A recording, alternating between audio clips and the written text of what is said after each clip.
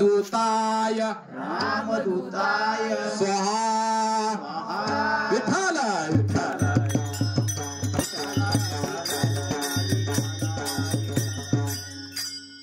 हनुमंतराया दररोज कितीही संकट सर्व शत्रू संहाराय सगळ्या शत्रूचा संहार करायचं बलाढ्य राक्षस मारली पण कधी आईचं दर्शन चुकवलं नाही.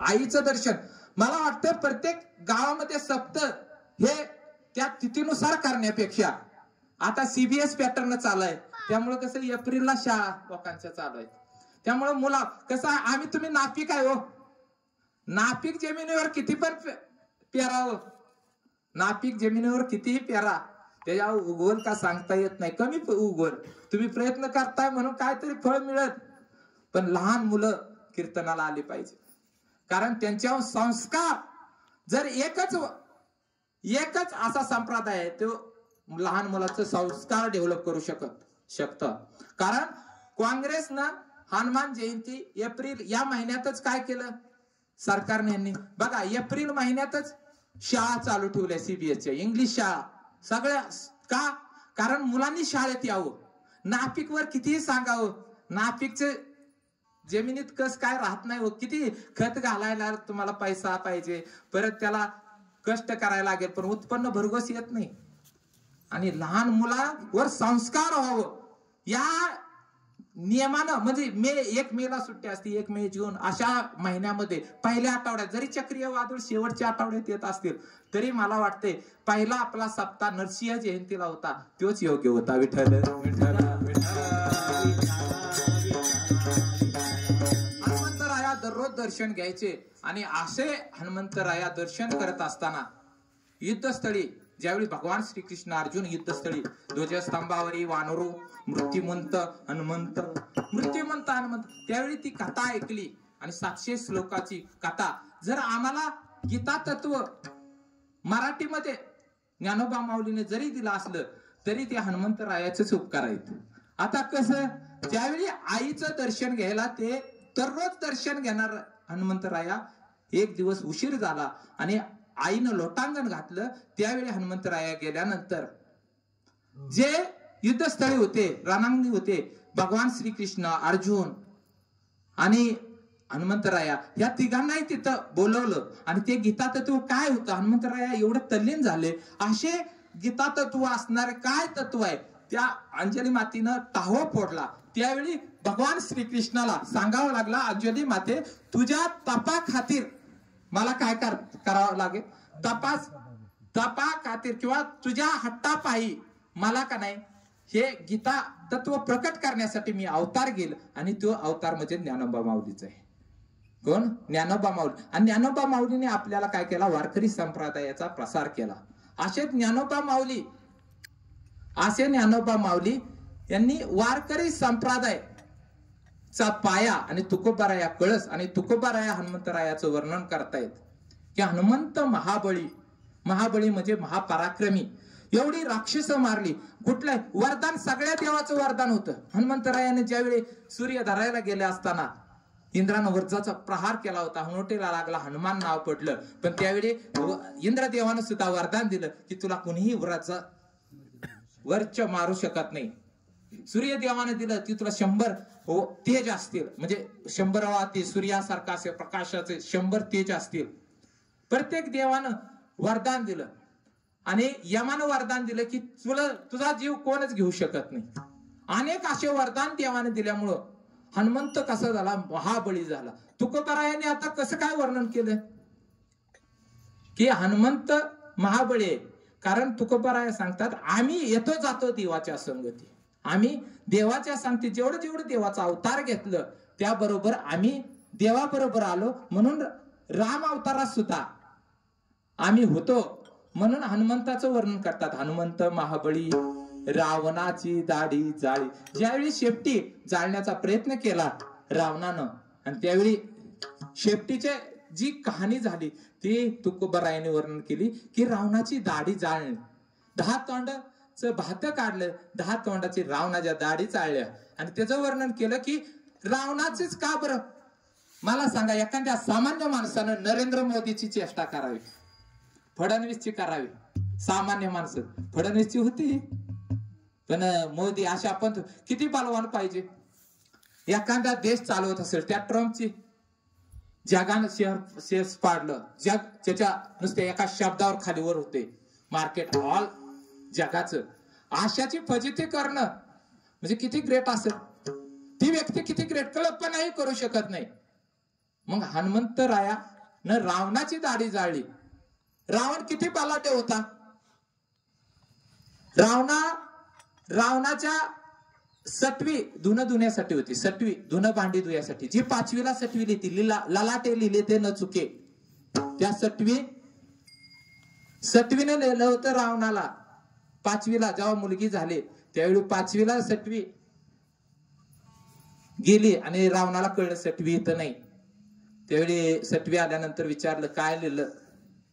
त्यावेळी रावणाला सांगावं लागलं. अहो ते म्हणले काय लिहिलंय ते सांगू शकत नाही, पण ते धाकात आणि धुणं भांडी असल्यामुळं रावणाला सांगावं लागलं. म्हणले काय लिहिलंय ते. कपाळावर हात ठेवला सटवीनं. कुणाच्या त्या मुलीच्या रावणाच्या हात दाखवलं. ते प्रकट सांगितलं दाखवलं की रावणा तुझी मुलीचा विवाह हा भांग्याच्या मुलासंग होईल. आता रावणानं काय केलं. भांग्याचं मुलगा होतं का भांग्याचं तिथं कामाला, त्या मुलाला पकडले. रावण किती छत्रपती मानला. कसं लग्न होतं मी आहेच की बघतोच. त्यानं केकाला अंगठा पायाचा काटला आणि असा गार गार गार गार समुद्रात फेकून दिला त्याला.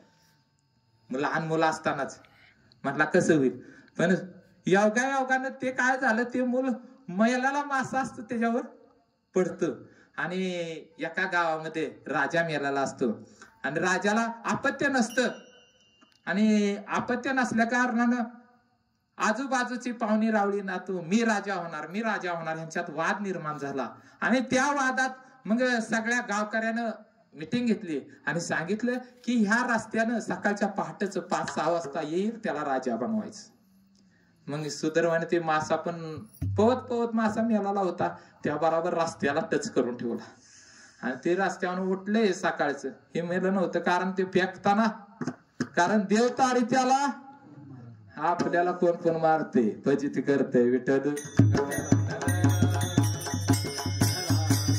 असं असताना तो गेला गाव सकाळच्या पारी. त्याला लगेच राजा बनवलं आणि मुलीचं लग्न सगळ्या राजांना आमंत्रित केलं. पंचक्रोशीतल्या आजूबाजूच्या सातारा जिल्हा आजूबाजूच्या जिल्ह्यात ऑल महाराष्ट्र देशात भारत देशामधील जेवढे राजे होते सगळ्याला आमंत्रण केलं. आणि हातीच्या सोंडामध्ये हार दिला आणि रावणाने सांगितलं ह्यातला कुठलाही राजापासून म्हणजे त्याच्यात तू काय करायचं गाळ्यामध्ये वर. ही साधं सुद्धा सगळे टाईट बीट आपल्यासारखं असं कोटबीट घालून आलं होतं.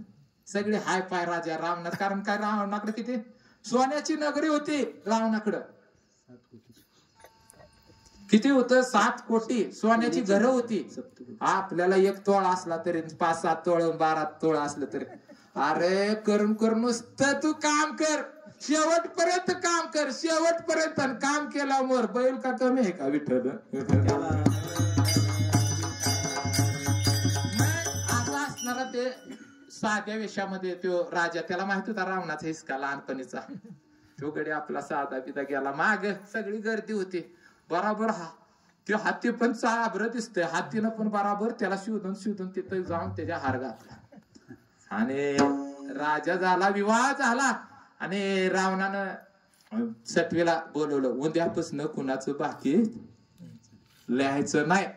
राजाच्या बघ माझ्या मुलीचा विवाह कुणा संग झालाय राजा संग. तू काय म्हणली होतीस भांग्याच्या मुलासंग होईल. मग ते म्हणले भांग्याचं मूल कुठं आहे. कधीच पिकून दिलंय. बरं पिकून दिलंय तर मेला पण असेल वर गेला असेल. ते म्हणला काय केलं होतं का काय खून बिन. ते म्हणला की डाव्या पायाचा अंगठा काय केलाय कट केलाय. मग पायाचा अंगठा बघा. आता रावणाला काळजी त्याची. बघितलं तर म्हणला तेरे बी चुप और मेरे बी चुप. कुणाला सांगू नको ही भांग्याचा आहे म्हणून. ललाटी लिहिले ते न चुके. रावणाच्या आपला गणपती बाप्पा ज्याचा आपण प्रथम पूजावा गणपती. धन्य ती भारतीय संस्कृती. ती गाढव वडा होता रावणाच्या दरबारी.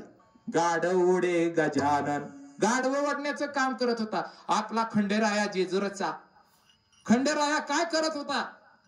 दाढी करायला होता.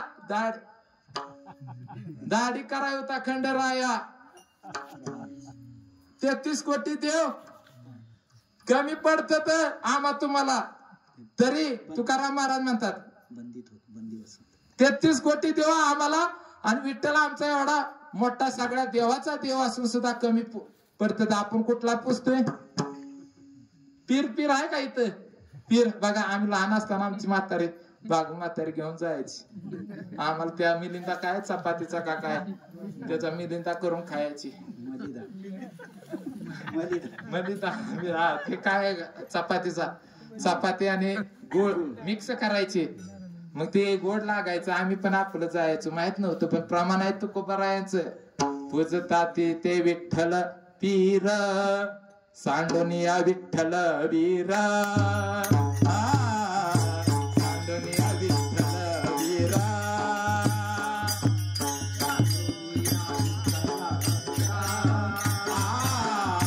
सांडोनिया विठ्ठल वीर.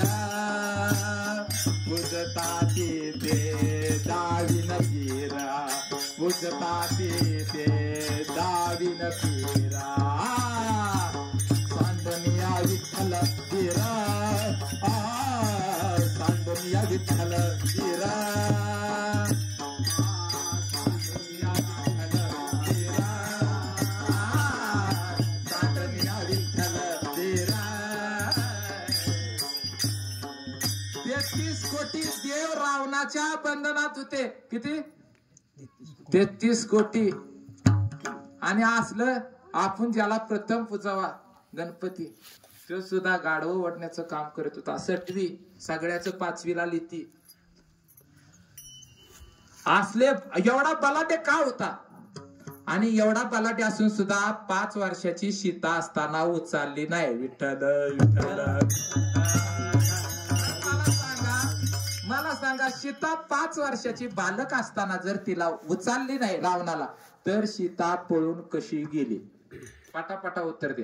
सीता ज्यावेळी रामानं वनवास केला, प्रभू रामचंद्रानं वनवास केला, आणि वनवासात लक्ष्मण रेखा ही आदिशक्ती आहे. ती आदिशक्ती आहे. आदिशक्ती असून सुद्धा लक्ष्मण रेखा ही काय वाल्यानं नेलं होतं म्हणून, नाहीतर लक्ष्मण रेखानं जाळून भस्म करण्याची ताकद आदिशक्तीकडे होती. उचलली नसते. 5 महिन्याचं बालक. रावण म्हणला होता मुलगी म्हणून सांभाळतो. तुम्ही म्हणता आता ती कथा सांगा, नाही तर तुम्ही परत अर्धवट सांगता की.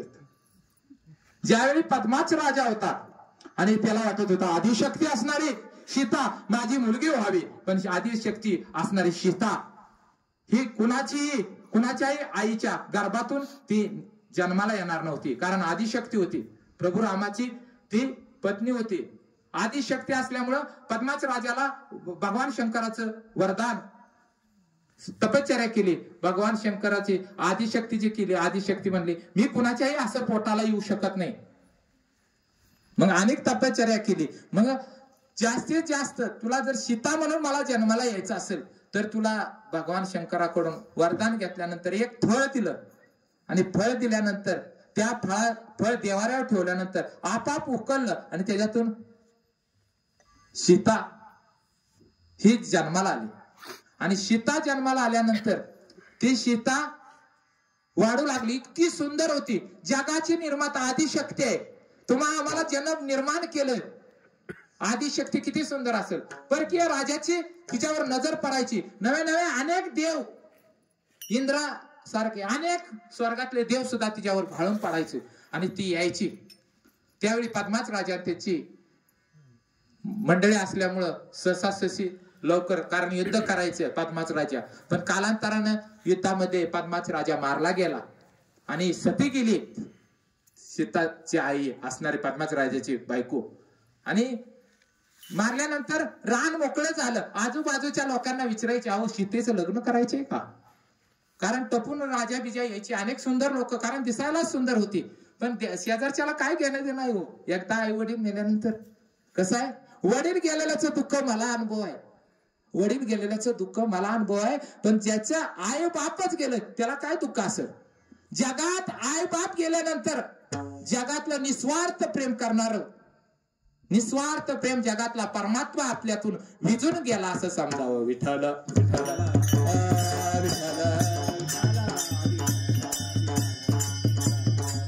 कारण आई वडिलांची सेवा करा. कारण हे इंग्लिश शाळा शिकून शिकून पाश्चात्य देशात काय काय लोक भरपूर पाश्चात्य देशात. आता 8 मुली होत्या, आताची घटना आहे बघा. 8 मुली होत्या, एक मुलगा होता. 8 मुलींनी सुद्धा वृद्धाश्रमात एक्सपायर झाली आणि 8 मुली पाहायला आल्या आणि ते आश्रमातलं व्यक्ती म्हणाला की अंत्यसंस्कार करा. एक मुलगी गेली, दुसरी गेली, 5 मुली गेल्या, 7-8. त्या मुलांचंही नातूंना फोन केला. नातू पोलीस मध्ये होतं. आता किती अंत्यसंस्काराला खर्च आला असता. पण नातू म्हणलं ज्यांनी आश्रमात पाठवलं, कोणी नेला असेल त्यांना सांगा, आम्ही का तेवढीच काम कराय. नीट तरी पोलीस बोलतय का. गव्हर्नमेंट नोकरी असली म्हणजे चांगली आहे असं नाही, फक्त बाळते. गव्हर्नमेंट नोकरीवाली बघा काय काय नोकरी असणार आहे, कसं जायचं असतं तुझे. कारण पैसा आला की, कारण नाथ महाराज म्हणतात की जे जे पृथ्वीवर अनर्थ होतात ते केवळ धनामुळे. विठ्ठल मग शेजारी पाजारचे राजे यायचे सुंदर मुलीसाठी, शेजारच्याला फुस करायचे. पण शेजारच्याला काय घेणं देणं हो. सीतेकडे जायची, कारण सीता एकटीच. पण सीता काय करायची, अग्नी रूपवायची. अग्नी झाल्यानंतर अग्नीत विलीन व्हायची आणि तिथं अग्नी संपेपर्यंत थांबायची आणि सीता काय व्हायची, अग्नीमध्ये लुप्त होऊन जायची. आता सीतेला अग्नी का जाळू शकला नाही. आपल्याला मेल्यावर सुद्धा बुकना करते, जित्यापणे थोडा आणून मारते अग्नी, कसं आहे. पण सीतेला का जाळू शकत नव्हते अग्नी, कारण सीतेला का जाळू शकत नव्हते. हनुमंतरायाची शेपटी जाळली, पण हनुमंतराया जाळले का अग्नी जाळू शकला नाही हनुमंतरायाला. प्रल्हादाला उकळत्या तेलामध्ये टाकलं, अग्नीत टाकलं, का जाळू शकला नाही अग्नी.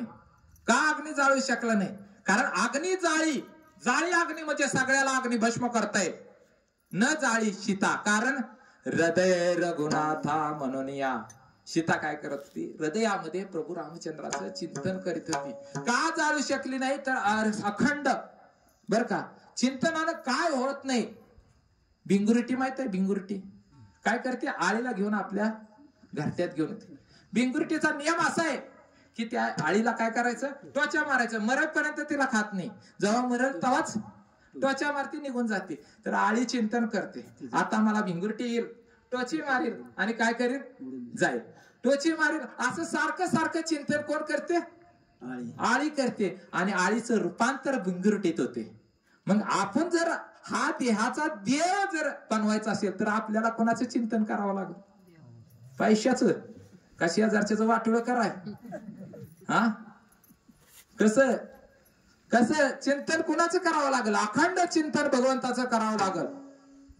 जाळी अग्नी सगळ्याला जाळू शकतो, पण न जाळी सीतेस. का, कारण हृदय रघुनाथा म्हणून या जाळी अग्नी, न जाळी हनुमंता. का, हृदय रघुनाथा म्हणून या जाळी अग्नी, पण न जाळी प्रल्हादा. कारण हृदय नारायणा म्हणून या विठाला विठाला विठाला.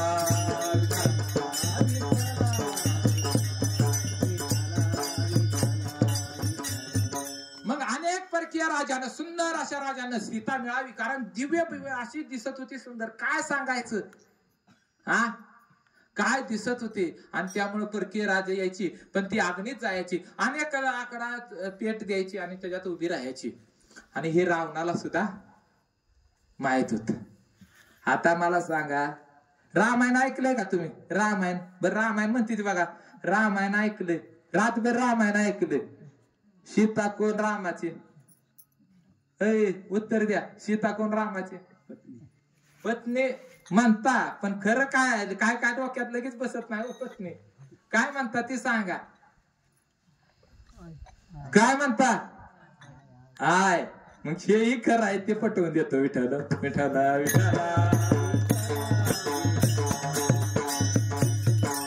राजानं काय केलं माहितीये का मग हे पद्माचा राजा गेल्यानंतर अनेक राजे आले आणि सीता साधी सुधी नव्हती, अग्नीत जायची, अग्नीत लुप्त व्हायची. मग रावण आला, रावणाला माहित होतं सीता काय करते, कारण सगळ्याकडून समाचार तो सगळ्या मग त्यानं सीताकडे आला आणि सीतेकडे आल्यानंतर सीतेनं नेहमीप्रमाणे अग्नी लाकड आणली, अग्नी चालू केला आणि अग्नीत उभी राहिली.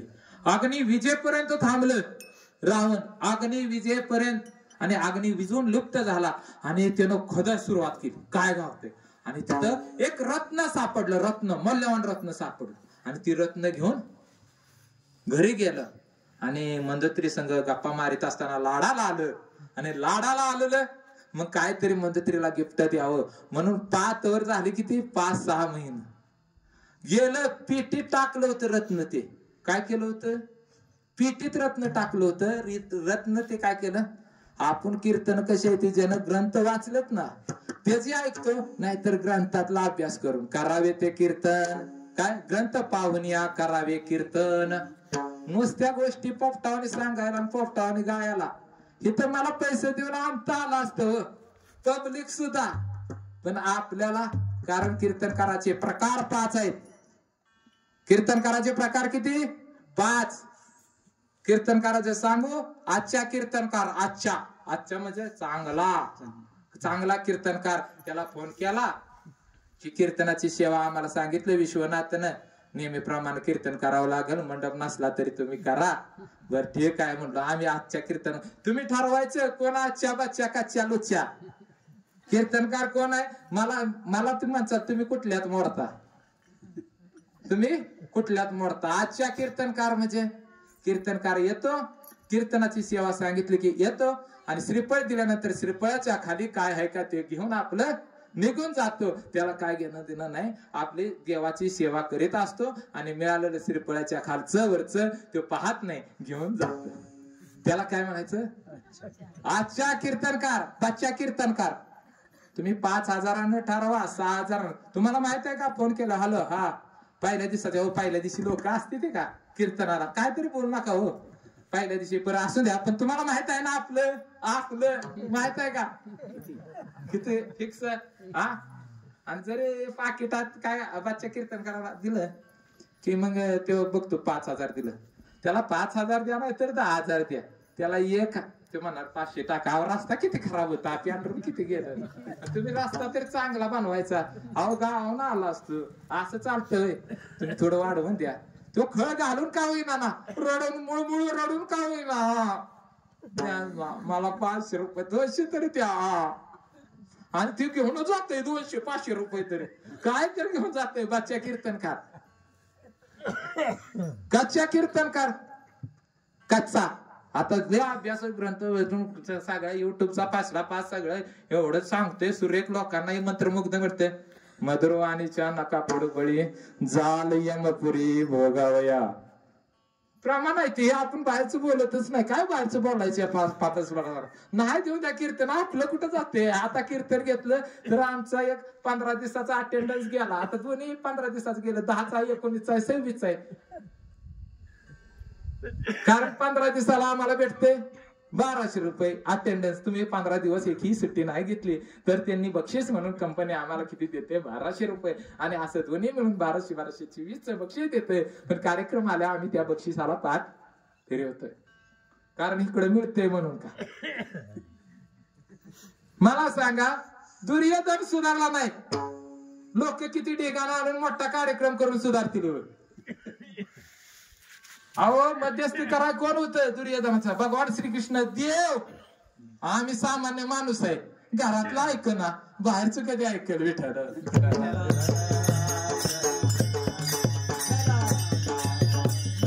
असं असणार म्हणजे भगवान श्रीकृष्ण दुर्योधनाला सांगितलं की पांडवाला काहीतरी दे, एक घर बांधायसाठी थोडं जागा दे, पण केस सुईच्या टोकावर बसायची एवढी सुद्धा देणार पाहिजे तर जिंकून घे, युद्ध करून घे. युद्धात एवढी मारली गेली, चांगले कुसंगती नाडला तैसा साधू. अनेक दूरच्या ज्या संगतीनं काय फजिती होती तो अभंग आल्यानंतर घेत, संगतीचा अभंग आला की संगतीत घेत.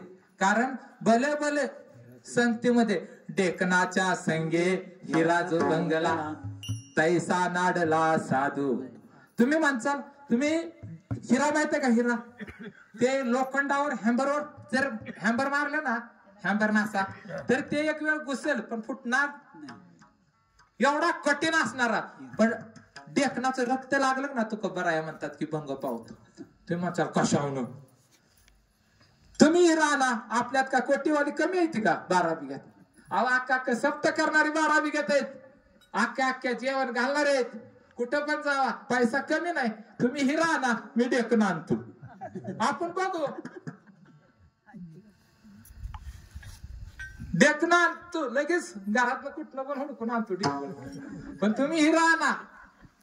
डेकनाच्या संगती काय होतं मग? आमच्या सारखे चांगले चांगले हिरे, चांगले चांगले बैठकीला बरं का 10 व्यसनाधीनता. जगात पाश्चात्य देशात सुद्धा तुकोबारायांचा अभंग प्रमाण ठरतायत. 40 वर्षानंतर डायबिटीज, अनेक भयंकर रोग होतात. त्याचं कारण काय? तुकोबारायांचं प्रमाण आहे आहार युक्त आहार विहार, युक्त आहार विहार, युक्त आहार विहार, युक्त आहार विहार. नसावी बहु निद्रा, नसावी बहु आसर. बहु आसर आळशी माणूस नसला पाहिजे.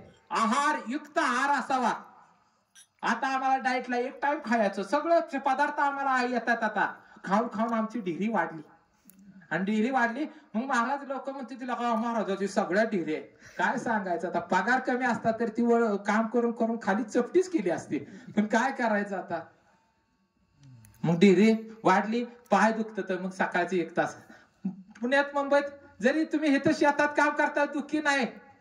अहो ही पोट कमी करायला नशीब लागते. सकाळचं उठलं ना सिटीमध्ये जॉगिंग, कारण ही ब्युटी पार्लर मध्ये सारखं फेसिंग बिसिंग करून करून करून करून आणि बसून आणि झोपून काय झालंय, सगळं वाढलं रोग. तुकोबाराय सांगतायत की आहार कसा पाहिजे, विहार कसा पाहिजे. महाराजाचं पण नाही, पनीर दिसलं की चवा चवानं खाते. किती सडलेलं दुधाचं चवा चवानं आणते. तुकोबारायाच्या 5 पकवानाच्या अन्नामध्ये मीठ नव्हतं तरी आनंदानं लाडू खातात म्हणतात तुकोबाराय. आम्ही आनंदाचे लाडू खातो. आता आनंदाचे मला सांगा, तुम्हाला बिना मिठाचं दिल्यावर आनंदाचे लाडू खा चालू आहे. कारण सदा नाम घोष कर हरी कथा, तेने सदा चित्ता समाधान. सुख संसारात आहे का? आहे का? संसारात सुखच नाही. मग बहुरोग, रोग तुम्हाला सांगितला, बहुरोग सांगू. रोग या शब्द फक्त लक्षात राहिला ना. संसारात सुख नाही तरी पण सुखाचा वाटतो, हा बहुरोग आहे. विठ्ठल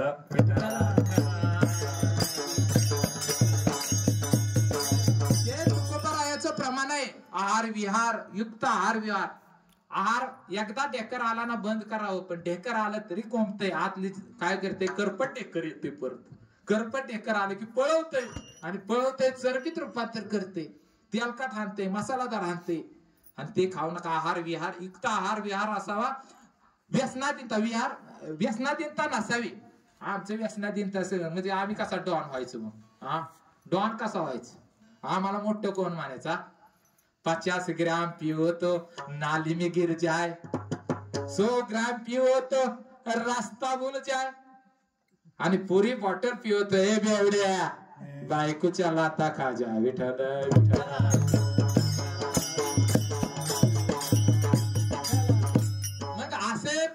रावण आला आणि रावणानं पाहिलं अग्नीत, मग खोदल्यावर रत्न सापडलं, पेटीमध्ये घेऊन गेला. आणि 5-6 महिन्यानं लाडात आलेल्या बायकोला मदतीला द्यावं, पेटी उचला गेलं. बिचार त्याला हल्ली सुद्धा नाही पेटी रावणाला.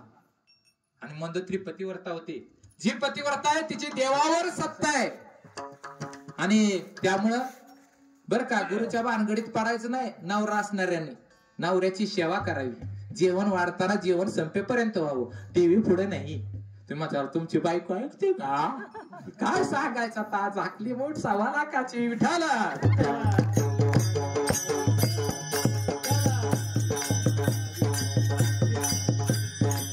पतीच्या सेवेमध्येच रममान होणं, पतीला काय, आणि पती डोलणारा असला तर तिचे तर काय आहे दोष, मग पांडुरंगावरच. त्यामुळं पतीची सेवा करावी. पतिव्रता होती मंदोदरी, सहज उचलली पेटी मंदोदरीनं, सहज, आणि उघडलं तर तिथं 5-6 महिन्याचं बालक होत. कोण होती 5-6 महिन्याची ती मुलगी? सीता होती. मग मला सांगा, 5-6 महिन्याची बालक असणारी सीता ज्याला उचलली नाही त्याला गोसावड झाल्यावर कशी उचलली? त्यामुळे गोसावड मी सांगितलं तुम्हाला, गोसावड त्यातलं एक गोसावड रावण गोसावड, रावण होऊन गेला असता तर आली नसती, पण ती गोसावड होऊन गेलं. म्हणून तुम्हाला फसवणारी लोक गोसावडीच होतात, कळलं का? असा राम राम रहीम ह्याचं मी हिस्ट्री घेत नाही, कारण कसं आहे माहितीये का, आपल्याच विकृती होतील हो, ज्याचं त्याचं काढत बसले ना. कारण वाईट उन्हत काय, आपण जर परमार्थ करत असताना याचं त्याचं वाईटच उन्हच काढायचं असेल तर परमार्थ करून काय? श्रीमंत माणसानं जर श्रीमंत असताना गोरगरिबांना नावं ठेवायची असतील तर त्या श्रीमंतीचा काय फायदा? आणि तुम्ही जर भगवंताचं चिंतन करत असाल तर याची त्याची उन्ह काढण्यात काय? आणि उन्ह जर काढत असेल तिथं तुम्ही कान देऊन असं ऐकत असाल तर सावधान, तुकोबाराया म्हणतात गाढव. कान पसरवणी ऐके गदे म्हणजे गाढव. काय? दृष्टवाणी म्हणजे जिथं वाईट चालतं ना आपल्याला लय मजा वाटते, हा लय भारी असा म्हणला त्यानं, अशी शिवी दिली, ऐकोनी दृष्टवाणी. आत्मघात होतो त्याचा, आत्मघात. त्यामुळं माणूस, मी बघितलं भिंगुरटी काय करत होती? चिंतन करत होती. आळी काय करायची? भिंगुरटीचं चिंतन करायची, आणि चिंतन केल्यानंतर काय व्हायचं? भिंगुरटी झाली. तसं आपण सुद्धा नको त्याचं चिंतन केलं की आपल्यात काय होतं? विकृत्या निर्माण होतात. बघा, मी 3-3 वेळा आत्महत्यावादी माणसं आमची युनियनची लोक किंवा अनेक लोक समजायचा प्रयत्न केला, पण त्यानं 2-2, 3-3 वेळा ट्राय केलं. 2 वेळा वाचलं, 3ऱ्या वेळी गेलं. कारण एकदा डोक्यात बसला ना आत्महत्याचा नको ते विचार, की माणूस त्याच विचारात गुरफटत बसतो.